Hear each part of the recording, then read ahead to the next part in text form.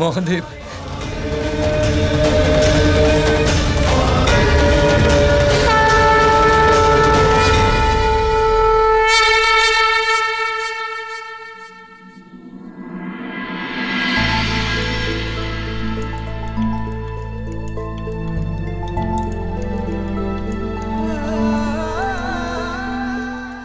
নারায়ণ। মহাদেব,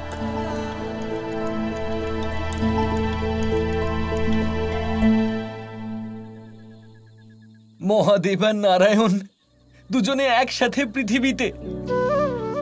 এই অবিশ্বাস্য দৃশ্য অনন্তকাল পর্যন্ত আমার স্মৃতিতে গাঁথা থাকবে।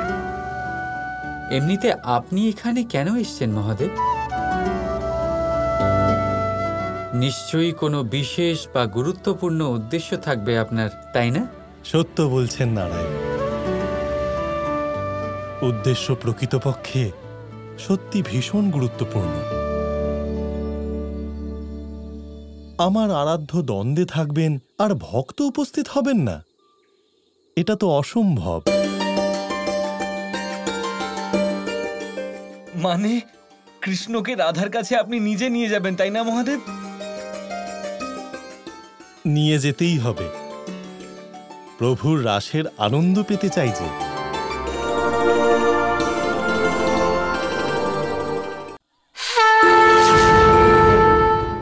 এই পুটুলি মনে আছে নারায়ণ? একদিন আপনিই আমাকে দিয়েছিলেন উপহার স্বরূপ। এগুলো কৃষ্ণ তোমার জন্য পাঠিয়েছে।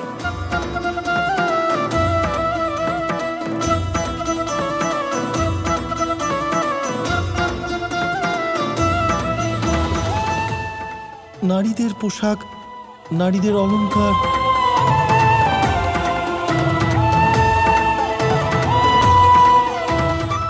আপনারও তুলনা হয় না মহাদেব।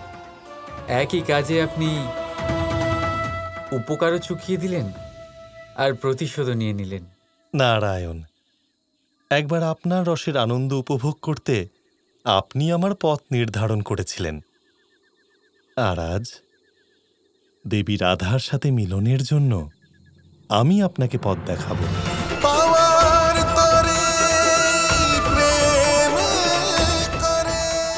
যদি মহাদেব আমার পথপ্রদর্শক হন, তাহলে কৃষ্ণের রাধার সাথে মিলন কে আটকাতে পারবে? হর হর মহাদেব। জয় শ্রী রাধা কৃষ্ণ। রাধা কৃষ্ণ প্রেম।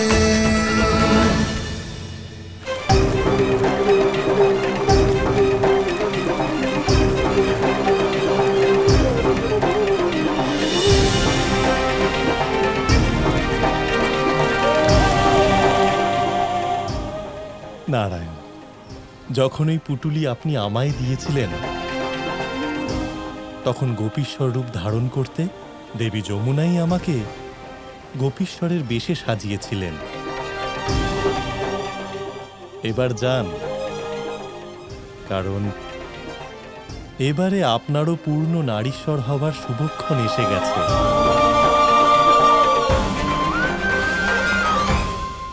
রাধা নারীর শুদ্ধ স্বরূপ মহাদেব।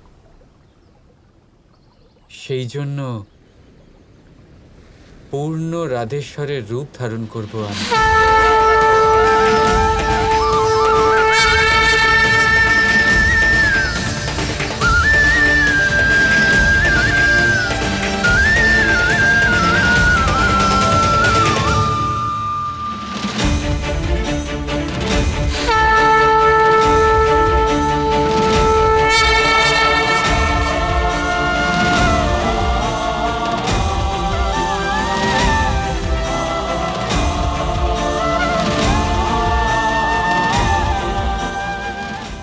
যে প্রেমকে নিজের মতো বানাতে চায়, তার মধ্যে আছে শুধু তৃষ্ণা।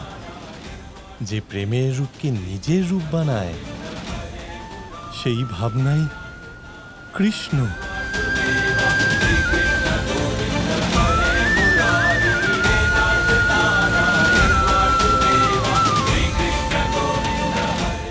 রাধার জন্য প্রেম অনন্ত, রাধার জন্য প্রেম অপার। রাধাকে প্রিয়তমা রূপে পেতে নারায়ণ হয়ে গেলেন নারী।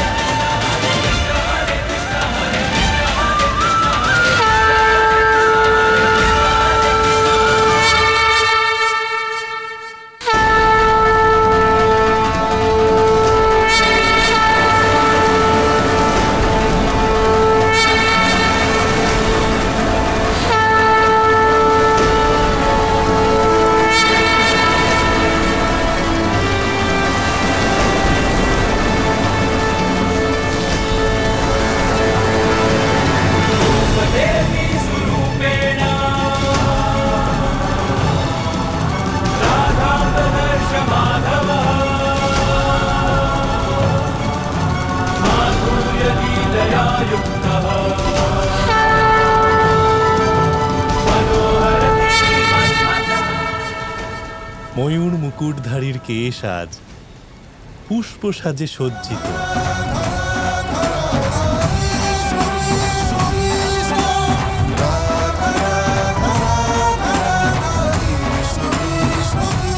হলুদ বেশধারী রাধার রঙে ওড়না জড়ানো আজ কানাইয়ে রঙ্গে। হাসি যা সবাইকে মুগ্ধ করে, সে রাঙিয়েছে আজ তার অধর। রাধার রূপে অলংকার পরে সেজেছে সে।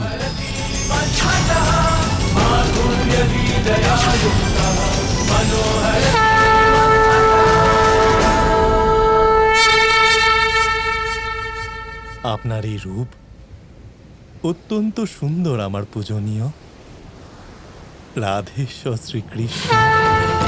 পাওয়ার তরে প্রেম করে জগতে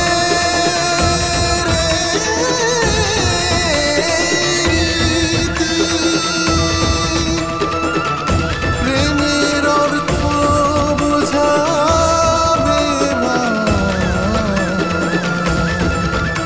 রাধা কৃষ্ণ